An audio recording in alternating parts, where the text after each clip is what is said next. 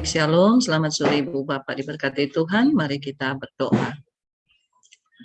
Bapak Surgawi, kami mengucap syukur karena kami mempunyai Bapak yang begitu baik, yang memberikan kami sehat kuat, memberikan kami banyak kesempatan, memberikan kepada kami model dan contoh, memberikan kepada kami semua yang terbaik, sehingga sore hari ini kami kembali lagi akan belajar dari firman Tuhan, dari Marta dan Maria, serta dari Tuhan Yesus yang baik yang pernah hidup di muka bumi dan mengajarkan kepada kami banyak hal. Bapa, berbicaralah kepada kami. Kami ini semua membuka hati yang luas untuk menerima ajaran firman-Mu. Dalam nama Tuhan Yesus kami berdoa. Amin.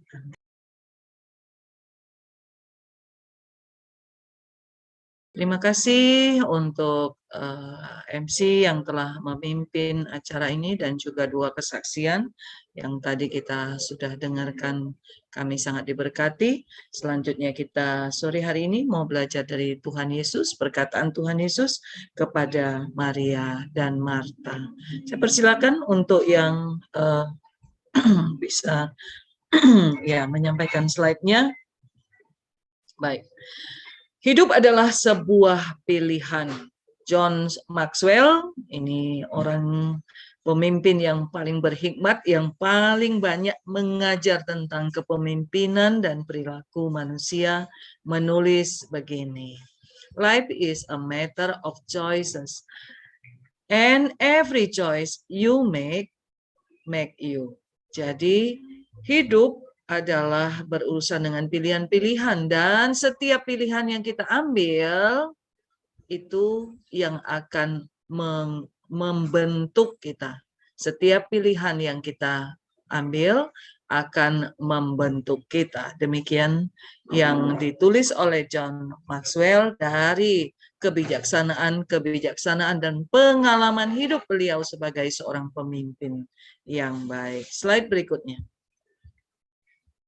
Ya, sore hari ini kita dinantikan untuk belajar dari dua wanita. Yang satu bernama Maria, yang satu bernama Marta. Tadi kita sudah membaca akan firman Tuhan ini. Nah, dua wanita ini masing-masing mengambil pilihan. Maria memilih untuk duduk dekat kaki Tuhan dan mendengar perkataan Tuhan. Begitu tadi dalam pembacaan dikatakan. Tetapi Marta, dia mengambil pilihan untuk melayani. Dan kata dalam cerita tadi dikatakan dia menjadi sibuk sekali sejak kedatangan Tuhan, sehingga di rumahnya dia sibuk melayani, mempersiapkan segala sesuatu yang diperlukan oleh Tuhan. Kadang-kadang kita menafsirkan bahwa pilihan Marta ini salah. Tapi apakah memang benar salah? Kita sendiri seringkali dianjurkan untuk melayani. Apakah pilihan Marta ini salah? Bahwa sejak kedatangan Tuhan, dia sangat sibuk mengurusi segala sesuatu yang perlu. Dan saya pikir ini bukan suatu pilihan yang salah. Karena kita pun, kalau kedatangan tamu di rumah kita, tidak mungkin kita biarkan nganggur. Apalagi yang datang itu adalah Tuhan Yesus. Pastinya kita super sibuk. Dan banyak di antara kita sebagai wanita yang memilih untuk sibuk dan melayani. Dan pria-pria juga demikian. Dan Maria telah memilih untuk duduk dekat kaki Tuhan dan mendengarkan kata-kata dari Tuhan. Dan itu pun bukan suatu pilihan yang salah. Slide berikutnya.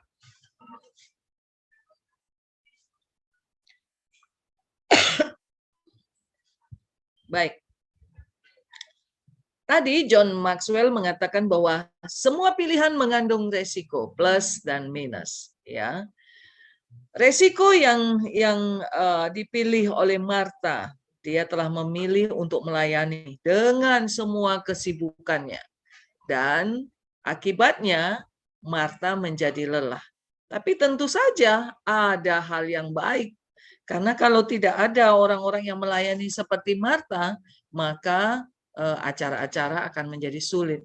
Karena hampir di semua acara, maka akan ada panitia yang disebut dengan panitia konsumsi, panitia perlengkapan, dan itu adalah orang-orang yang sangat sibuk di dalam kepanitiaan.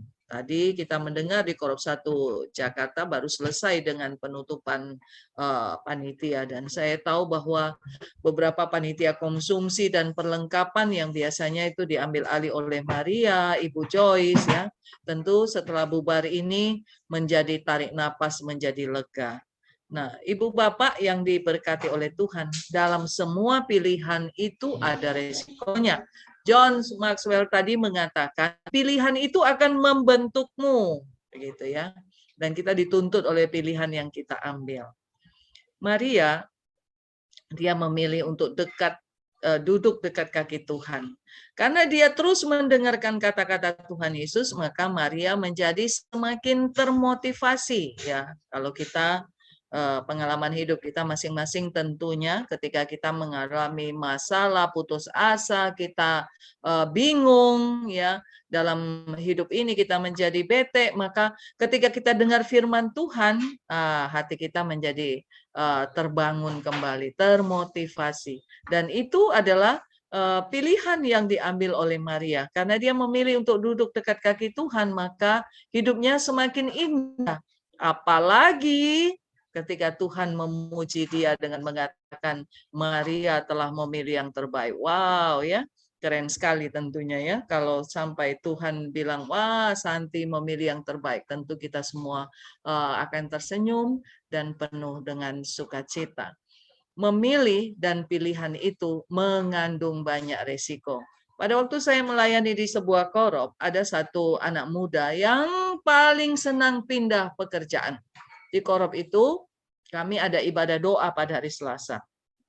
Dan ada doa setengah malam pada hari Jumat. Biasanya kalau kami sedang ibadah doa pada Jumat setengah malam itu, ya, doa tengah malam, ini anak muda selalunya beberapa kali, sering kali dia datang kepada saya dan katakan, Mayor, tolong doakan saya karena besok saya mau interview.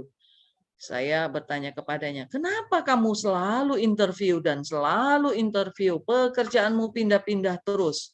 Dan dia menjawab saya, ya namanya juga pilihan, jadi saya mau mencari yang terbaik seperti itu. Lalu suatu kali dia melamar ke Telkom, ya. Waktu itu kita masih ada yang disebut dengan tempat-tempat untuk telepon umum. Lalu dia memilih untuk melayani di situ. Setelah dia bekerja beberapa hari di situ, dia datang lagi dan ngomel.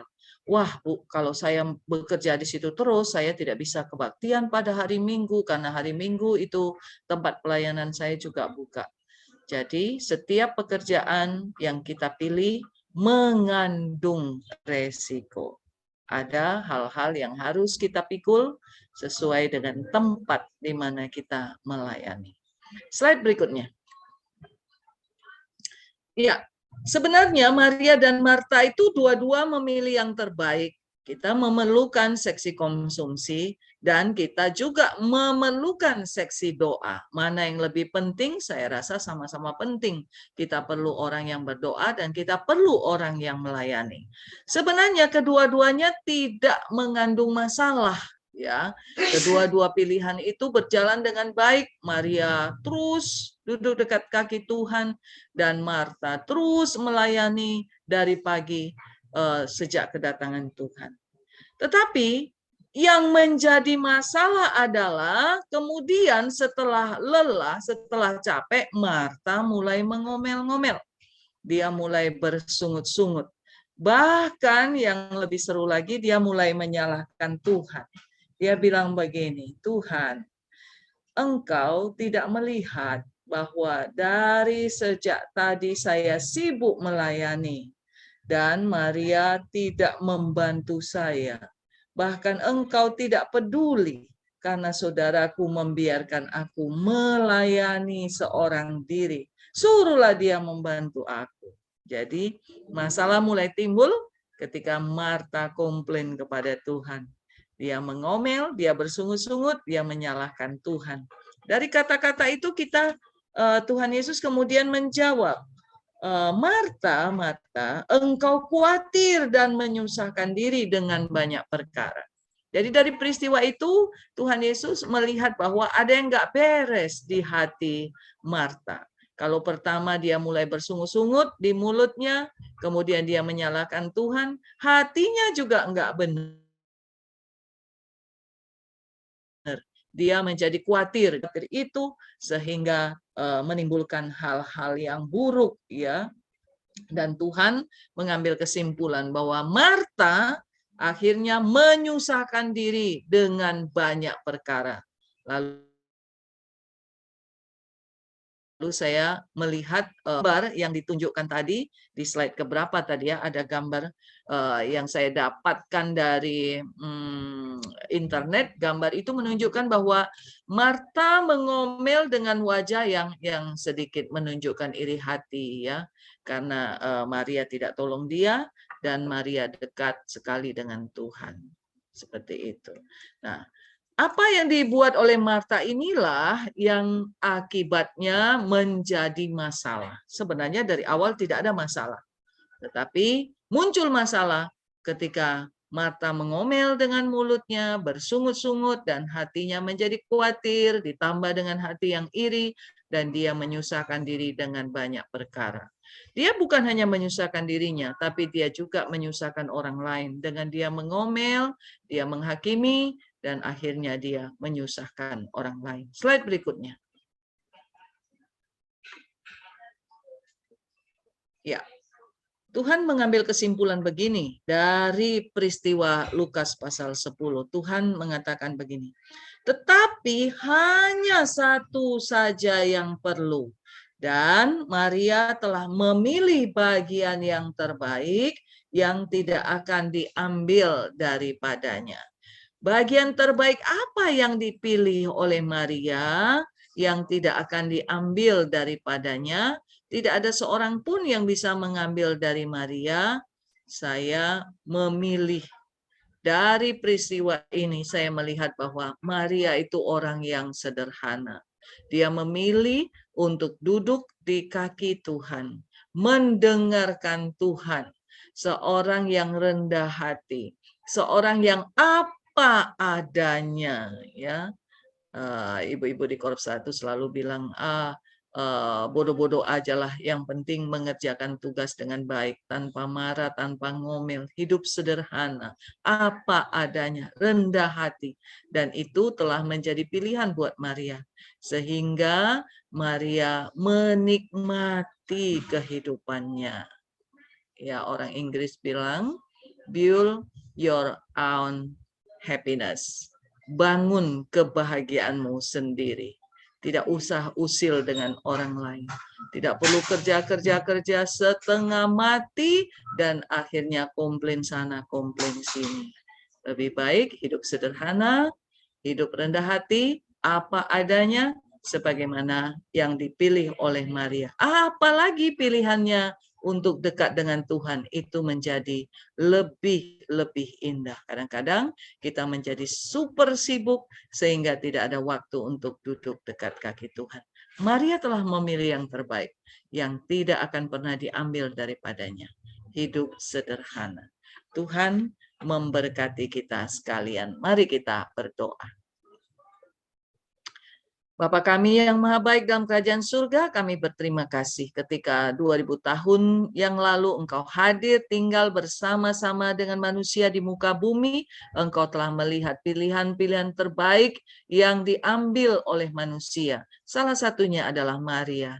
Bapa, terima kasih banyak untuk model dan contoh yang telah diberikan oleh Maria kepada kami.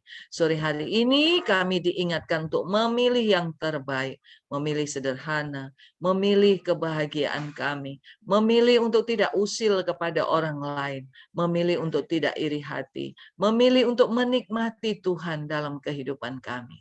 Terima kasih banyak Bapak. Kiranya ini berkenan di hati setiap kami kami, saudara bersaudara yang bergabung di NSP, supaya kami tidak menjadi terlalu sibuk lalu mengomel, bersungut-sungut dan menyalahkan Tuhan. Terima kasih banyak Bapa. Dalam nama Tuhan Yesus kami berdoa. Amin. Amin.